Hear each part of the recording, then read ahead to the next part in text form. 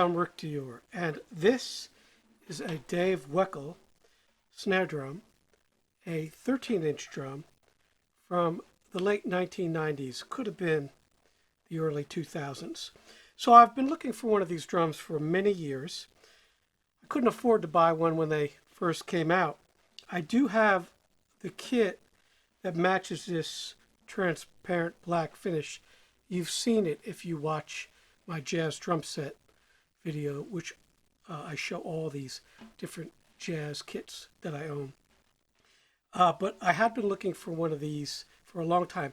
And this particular drum, because it's a 13, not a 14. So the way this drum works is it has two strainers. You see there. And each one of them controls a different set of snares. We'll do some close-ups in a minute. And what I did, or what I wanted to do, one of the reasons I wanted one of these, was to have two different sets of snares, two different types of snares on here. The original drum comes with the same snares on there. Not sure what the logic is behind that, because it seems to me if you have two different strainers, you'd want two different types of snares. So the other type of snare I have on here is a Grover Orchestral, kind of a silk wire snare. We'll talk about that in a minute too. But it has two completely separate different strainer mechanisms. Looks kind of weird, I know. And you can adjust from this side and obviously from the strainer side. And the strainers work like this. So you can actually turn them both on and off pretty easily. It's a very well-made drum, as all those Yamaha drums were back then.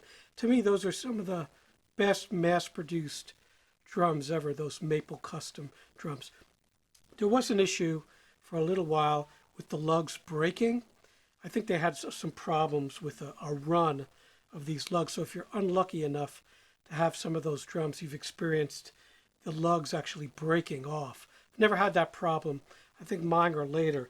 This particular drum, we're going to find the date on this thing, or the model.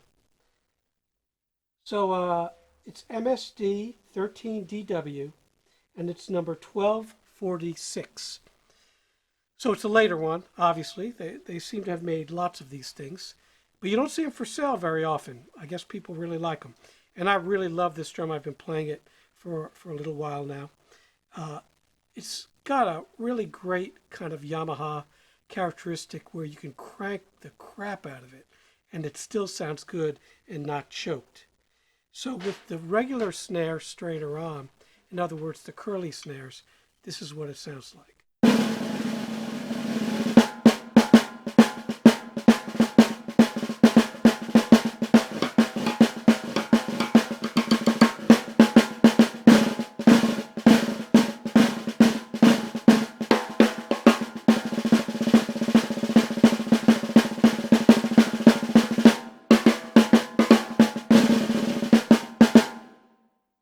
So it's definitely a small sounding drum.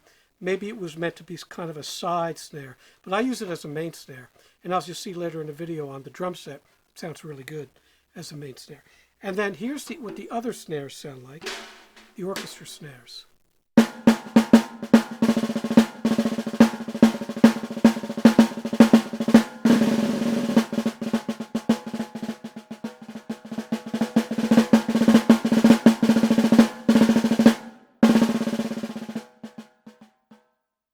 Completely different sound. It tightens it up, gives it more focus. And with both of them, it's the best of both worlds.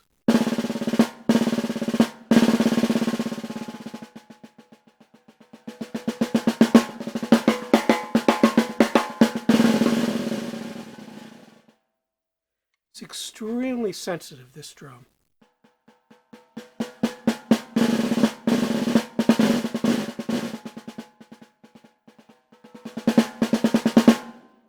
Normally I will use a little bit of muffling, and here's what that sounds like with the muffling.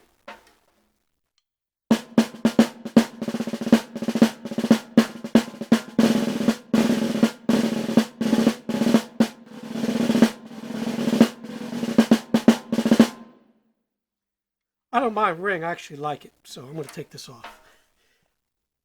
So with both snares engaged, like it has a lot more attack, now I'll disengage the orchestra wires.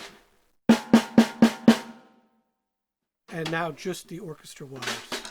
Got a little more low end, a little more attack. So let's do some close-ups of this drum. I'm going to turn this other video camera on to show you. And I'll talk through, if you have one of these, how to finagle this snare mechanism. There's a trick to it. So this particular drum, you see the snare strainers have to be offset, and that makes the snares offset. And since this is a 13-inch snare, and since they're offset so they're closer to the edge of the drum, you actually have to have a set of 10-inch snares, or 12, which are hard to find in the orchestra world. Not many people make those. I haven't been able to find any 10-inch snares. So what I did was I took this particular Grover set of snares and I put it right on the edge there of the rim. Sorry about the reflections. See how I did that? Works just fine. But then you see how the regular 10-inch snares are. So that's one issue with this, but it works great. So if you have one of these, what you would do is buy a 13-inch set of Grover snares, which would normally cut off about here, and then they're going to end up being right on that rim. Now there are no snare beds on this drum, none, but it doesn't need them for some crazy reason. And you see this 45-degree bevel here on the bearing edge. Looks like a 45. I'm not positive. Might be like a 33. And it's got the typical Yamaha shell construction of the time. And let's give you a close look at the strainers here. These are upside down. We'll turn the drum over.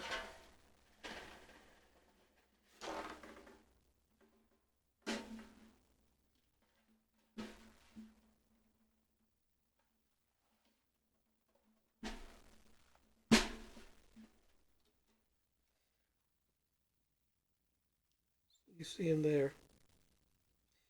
So that's one on. That's both of them off. Kind of like windshield wipers in an older car. And we'll move around here and we'll show you the other end of the strainer.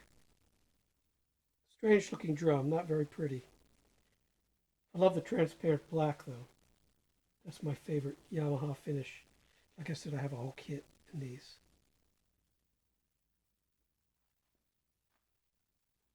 Does have vent hole, obviously. And the heads I'm using on this is just a regular 13-inch Ambassador. I want to try a 13-inch Diplomat, so I got to get one and put it on there. On the bottom, I do have a, let's see, actually on this is the Yamaha head. It came with the stock head. So the drum is pretty versatile, and that's why I'm so attracted to it, because it can work as a main snare as well as a side snare if you want. But I really prefer it with both of the snares on.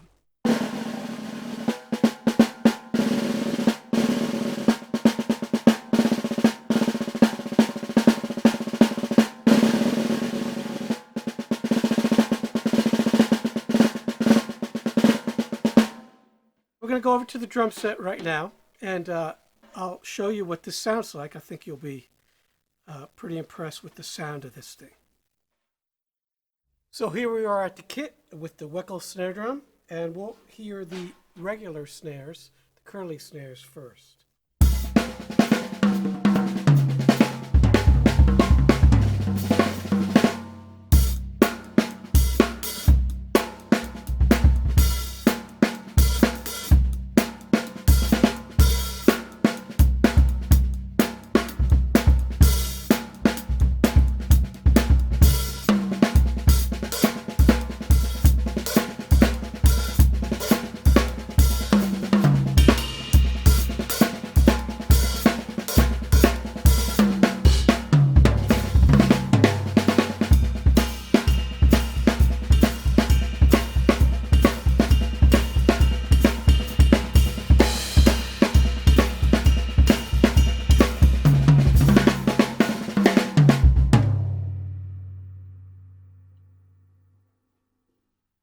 So as you can hear, this snare is wide open now, no muffling.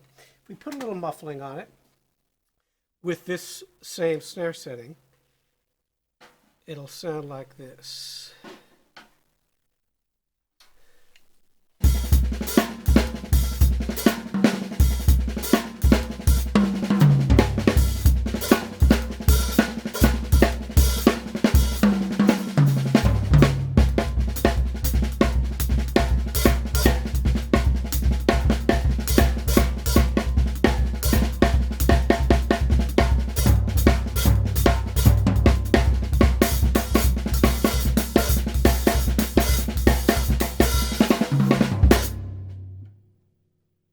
And now I'm going to take off the muffling and play with the orchestra snare setting.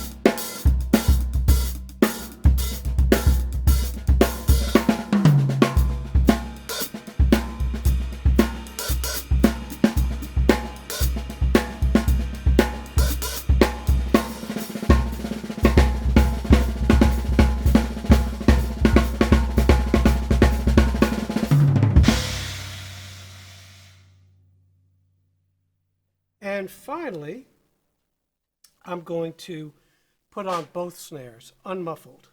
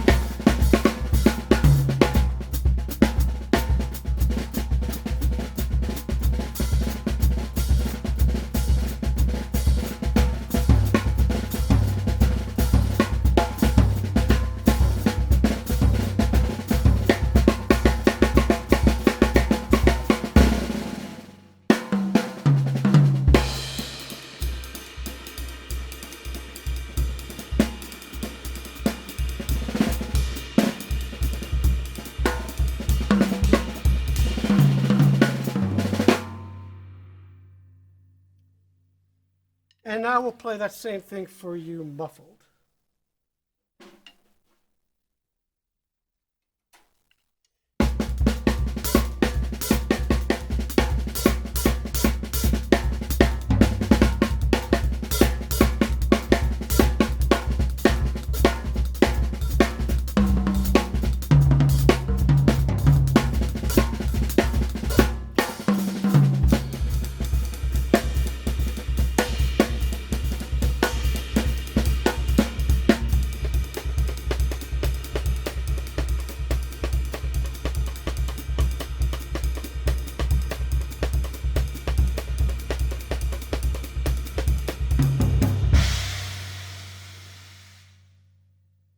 So as you can see, the drums got lots of flavors there with both snares. Most of the time, when I'm on the kit, I will leave the secondary orchestra snares off, and I just have this.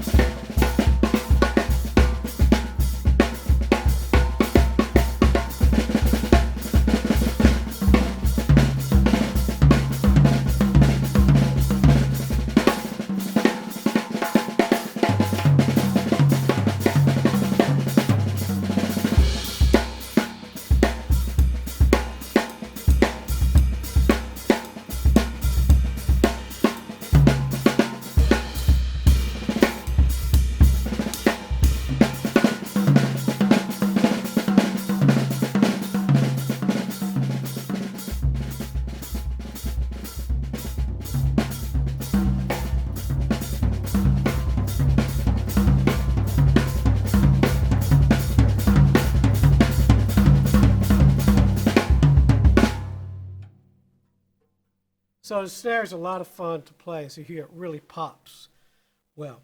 So I hope you enjoyed this video, and we'll see you next time.